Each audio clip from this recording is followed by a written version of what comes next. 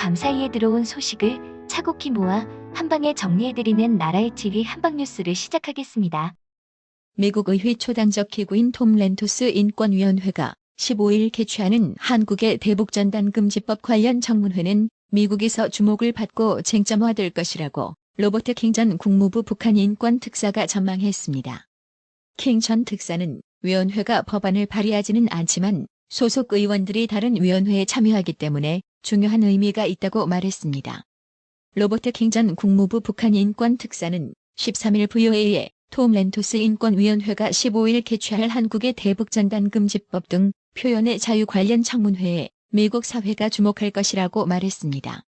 대부분의 미국인은 북한을 다루지 않고 한국의 법을 이렇게 자세히 다루지 않지만 미국인들이 선출한 의원들이 이 사안을 직접 다루기 때문에 훨씬 더 관심을 받는 등 쟁점으로 부각될 것이라는 겁니다.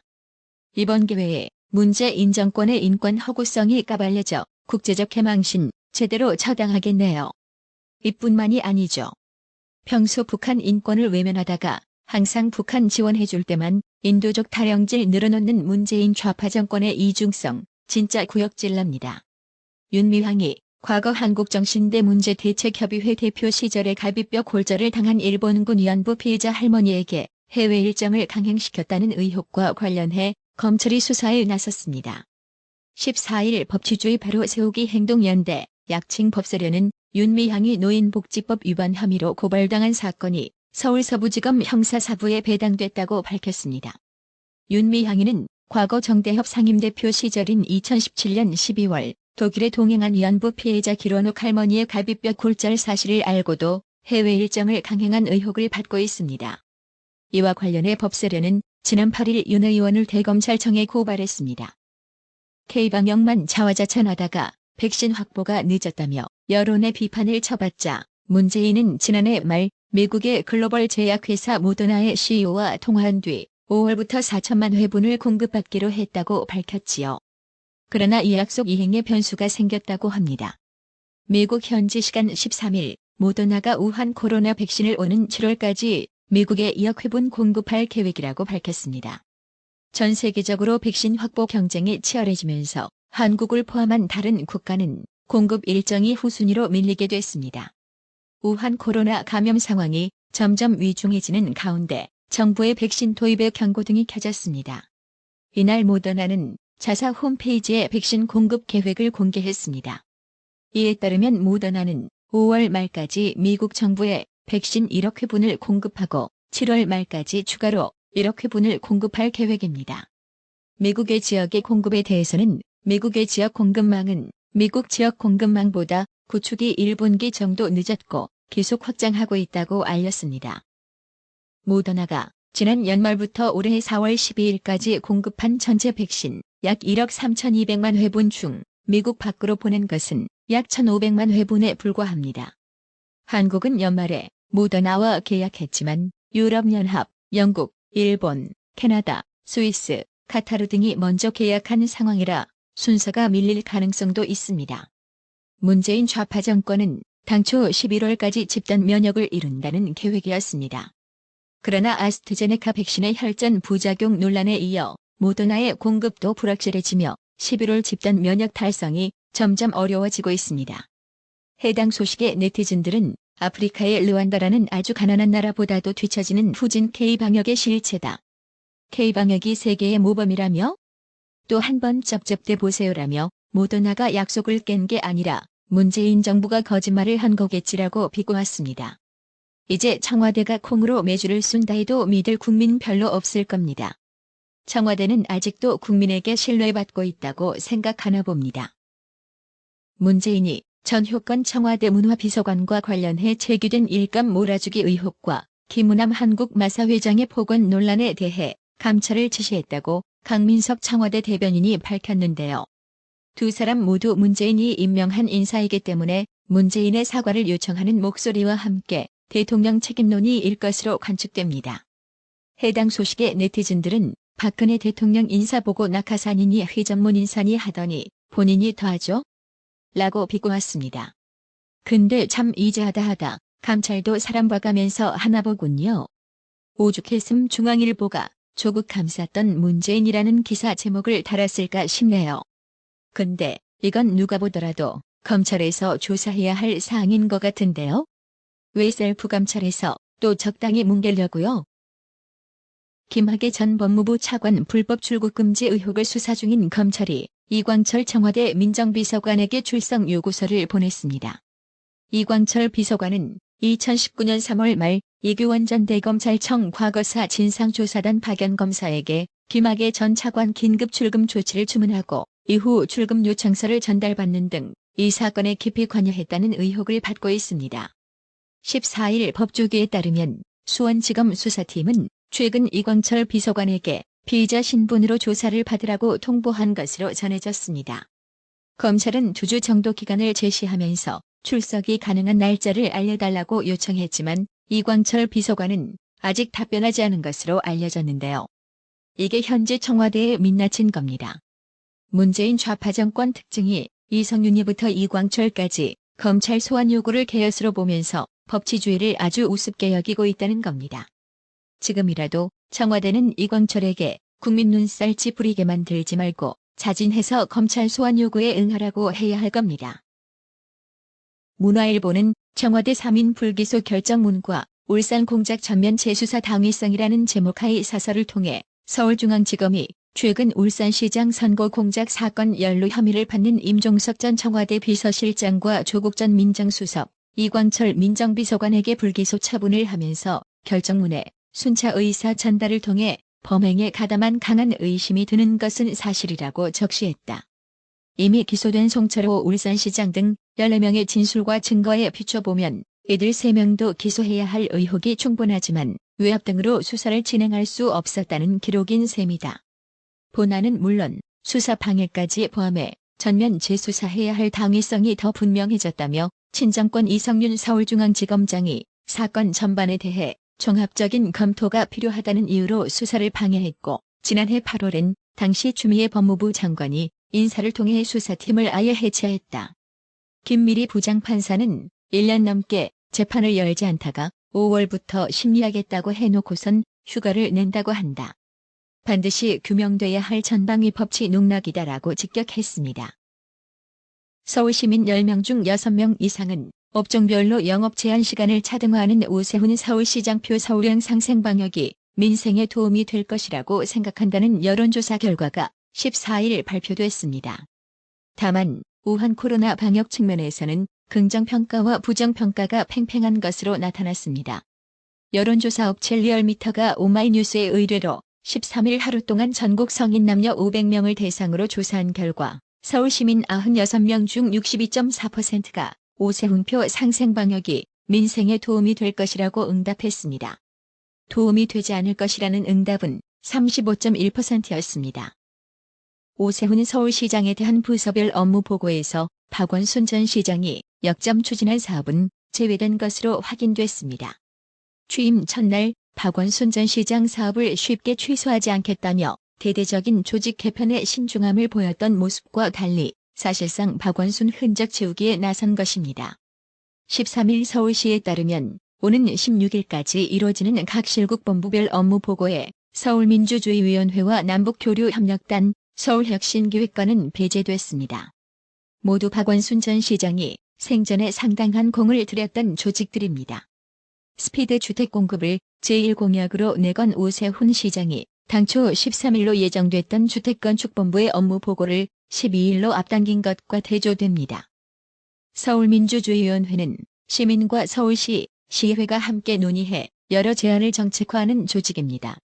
시의회 기능을 침해한다는 반대에 부딪혀 관련 설립을 위한 조례가 한 차례 부결되는 진통까지 겪었지만 박원순 전 시장이 밀어붙여 2019년 출범했습니다. 남북교류협력단은 2018년 서울시가 지방정부 최초로 만든 조직이고 서울혁신기획관도 박원순 전 시장이 초선이던 2011년 시장 직속으로 신설했습니다. 서울형 거리 두기, 공시지가 재조사 등으로 연일 정부와 날을 세우며 존재감을 쌓는 오세훈 시장이 이들 조직을 업무 보고에서 제외한 것을 두고 정리 수순에 들어간 것 아니냐는 해석이 나옵니다. 실제 후보 시절 오세훈 시장은 한국 매니페스토 실천본부에 보낸 답변서에서 229개 박원순 전 시장 정책 중 171개 75%를 폐기 수정하겠다고 밝혔습니다. 그중 서울민주주의위원회를 포함한 22개를 폐기로 구분했습니다. 서울시의회 더불어민주당 소속한 의원은 시민수기 예산을 담당하는 민주주의위원회를 정리하는 것은 시민 참여가 중요한 지방자치에 역행하는 처사라고 지적했습니다. 이에 대해 서울시 관계자는 통상 모든 조직이 업무 보고에 나서는 건 아니다. 현안이 있는 부서부터 우선순위를 두어 업무 보고에 나선다고 말했습니다. 하지만 올해 잡힌 시민수기 예산은 9,225억 원에 달합니다. 서울시 전체 예산 40조 1,562억 원의 2.3%에 해당하는 적지 않은 규모입니다. 서울시의 시민수기 예산은 2019년 1,300억 원에서 지난해 5,300억 원으로 매년 크게 늘며 중요 사업으로 자리매김해왔습니다. 특히 온라인 커뮤니티 중심으로 네티즌들은 남북교류 협력 추진 사업에 대동강물 개선 10억 원 지원이 포함된 사실을 알고 황당해하며 폐지된다는 소식에 긍정적인 반응을 나타냈는데요. 그렇습니다. 계속 뭔 짓거리를 했는지 봐보면 더 황당한 내용들이 많을 것 같습니다.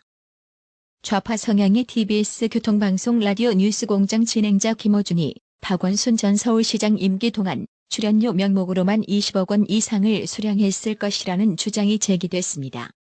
야당은 이쯤 되면 좌파 코인의 최대 수혜자는 김어준이라고 비판의 목소리를 냈습니다. 14일 국회 과학기술방송통신위원회 소속 허은하 국민의힘 의원실에 따르면 박원순 전 시장 임기 동안 김어준은 뉴스공장 방송을 총 1137회 진행했습니다. 알려진 대로 김어준의 1회 출연료가 200만 원 상당이라면 박원순 전 시장 임기 동안만 출연료로 23억에 가까운 금액을 수령했을 것이란 추정이 가능합니다. 단 TBS는 허은하 의원실이 정확한 총지급액과 평균 지급액을 요구한 데 대해서 총지급액, 평균 지급액 등 출연료 자료는 민감한 개인소득 정보에 해당되어 개인정보보호법 제18조에 따라 정보 주체의 동의 없이 공개할 수 없다고 거부했습니다. 참 웃기지요?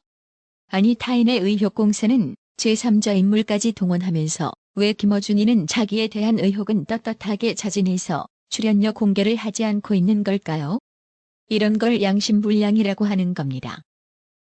해당 기사에 달린 네티즌 댓글을 순공감 순으로 몇 개 소개해보자면 DKSA님은 서울역에서나 발견될 관상이 청담동에서 거주하실 분이셨다니 듣게들 참 고맙겠다고 일침을 가했고 TOPW님은 교통의 원활한 흐름을 위한 교통방송이 왜 정치방송이 되었나? 정치방송은 하면 안 되고 교통 관련 방송만 하길 바란다고 충고했으며 다운님은 박원순이 좌파 시민단체와 패거리들이 짬짬이로 빼돌린 서울시 돈 모두 밝혀내고 환수하라고 격분했고 캠님은 스피커에게는 돈을, 청부자에게는 권력을, 시청자에게는 사료를 참 잘 돌아간다고 비고왔습니다. 김어준 관련 의혹 뉴스가 하나 더 있는데요. 이번에는 TBS 교통방송이 김어준의 출연료를 별도 법인으로 입금했다는 의혹이 제기됐습니다.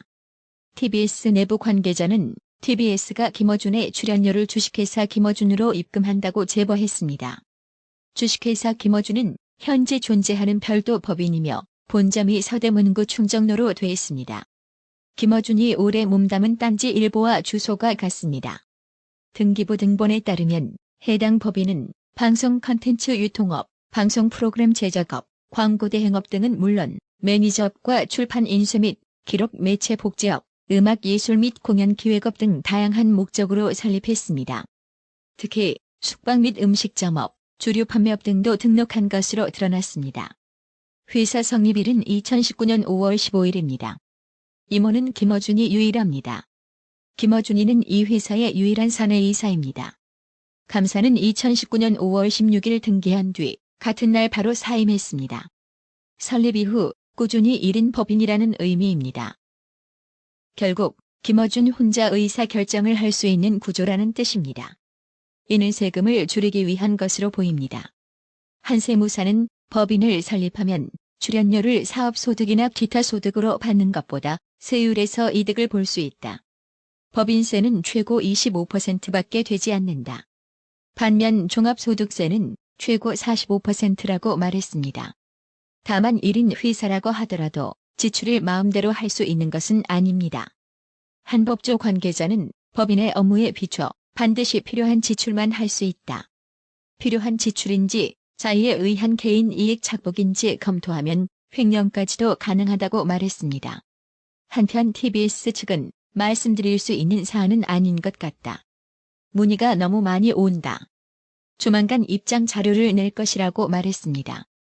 또한 쿠키뉴스는 해당 사안에 관해 김어준이 1인 대표로 있는 또 다른 법인인 딴지일보 측에 문의를 남겼으나 답변이 오지 않았다고 덧붙였습니다.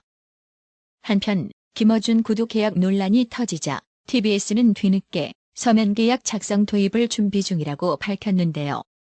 이것들 진짜 시민들이 완전 개돼지로 아는 건지 아니 동네 편의점도 알봤을 때 근로계약서를 쓰는데 시민 세금 들어가는 방송국에서 구독 계약이 관행이라고 헛소리 변명질하다가 여론의 비판 수위가 더욱 높아지니 이제 와서 서면 계약 준비. 진짜 서울시는 지금이라도 당장 TBS 예산 지원을 중단하길 바랍니다. TBS가 독립재단이라면서요? 그럼 너거들이 수익 구조를 갖추고 알아서 존립해야겠지요? 해당 소식에 네티즌들 역시 구독 계약이 관행이었다라는 TBS 해명을 성토하며 적은 금액도 아니고 서울시민 세금을 회당 200만 원씩 퍼주는데 계약서 한 장 안 쓰고 했다고? 이건 엄연한 횡령배임이다라며 격분했습니다. 그렇습니다. 일개 유튜브 고수익자도 세무조사 받는 마당에 김어준 역시 구독 계약했다면 세무조사 바로 들어가야겠지요? 이상영님, 어려운 형편에 처한 나라의 TV 운영 유지를 위해 아낌없이 구독료 후원해주셔서 정말 감사합니다. 나라의 TV는 구독료 후원으로만 운영 유지되고 있으니 구독자님들의 따뜻한 정성이 필요합니다. 항상 뉴스 전달 방식에 노력하는 나라의 TV가 되겠습니다. 구독 그리고 알람 설정, 뉴스 영상 내용이 좋았다면 좋아요를 클릭해주세요.